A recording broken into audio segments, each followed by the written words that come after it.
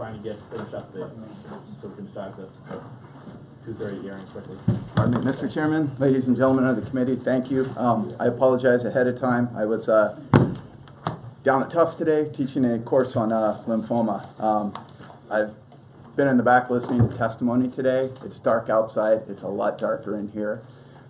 Hatred's often concealed by the premise of help. I got this from Jason Riley, Wall Street Journal. Some of the things I've heard, the absolute outright bias here that people are presenting to you, they're not disclosing. That is absolutely absurd. I belong to the American Society of Hematology, the American Society of Clinical Oncology. I've been in biomedical research for over 30 years. I'm probably not your typical guns right activist. I am dismayed when you come up and give testimony if the organization you belong to, including the two I just mentioned, are highly biased against guns and have been going all the way back to the days of Jim Crow. They have been anti-gun. Absolutely, I still belong to it. The American Society of Hematology last year, when you want to understand why so many publications have come out now on one of the worst terms, which we're going to talk about in a second, gun violence. Does anybody have a wallet and want to guess why there's a lot more articles? That gun violence research was just funded by the federal government. You drop $1 on the bill and you're going to watch people argue over it. It happens every time. Something that's kind of easy. The New England Journal of Medicine is an amazing journal. If you're a clinician and you publish in there, that is the pinnacle. You put it on your wall. For people who are in internal medicine, there's a couple other journals. The Journal of Internal Medicine, a publication from UCLA talking about red blood cell transfusions.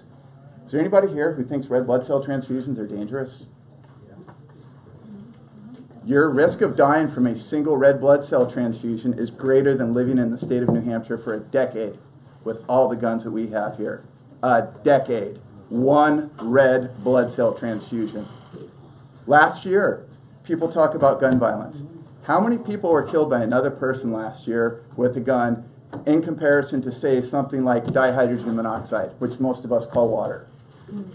Which kills more people, water or guns?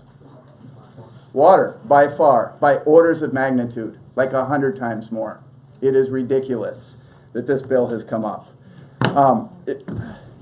Let me just ask the committee, can anybody name a single murder in the state of New Hampshire going back to 2011? We asked you the question. Okay, well, let me put this, let me make a statement then, and you're welcome to challenge. As you know, we're... I will be timely. The bill that's proposed would not prevent a single one of the murders going back to 2011, which doesn't take us to the Second Amendment in the New Hampshire Constitution. It takes us to the Third, which basically says we give up some of our natural rights when we enter into society, which is absolutely true. If you can't give us something back, that law is null and void. I will be quick on this. Gun violence is one of the most misleading terms. I have been disgusted. I stop in the hallway when I hear my colleagues use it. It is the most inaccurate term you can come up with. It combines suicide, which is a horrible tragedy. It also combines intentional homicide, which sometimes, as we heard, is justified, including 2 years ago, the use by a private citizen, maybe who would have been prevented by this, from defending herself. With that, it also combines accidental gun deaths. No one who's talking about gun control has proposed anything on actual gun education, including the crazy moms that have been up here. I'm so old, I remember education used to be... Yes, excuse me, please don't characterize other people's testimony. Fair enough. Doctor. Fair enough. Thank you. So, gun violence is incredibly misleading. We are one of the safest states in the entire nation consistently from year to year. It's just inarguable. We absolutely are, and I apologize I had to prepare this testimony here. We're number 47 in the world as far as suicide goes. When people have mentioned other countries, I see that I'm being dismissed, Mr. Chairman, I get it. Basically, if you would like to turn us into Lawrence, Massachusetts, pass this bill. If you'd like to keep us as the safest state in the nation, ITP the bill. Thank you. Thank you, Scott Smith.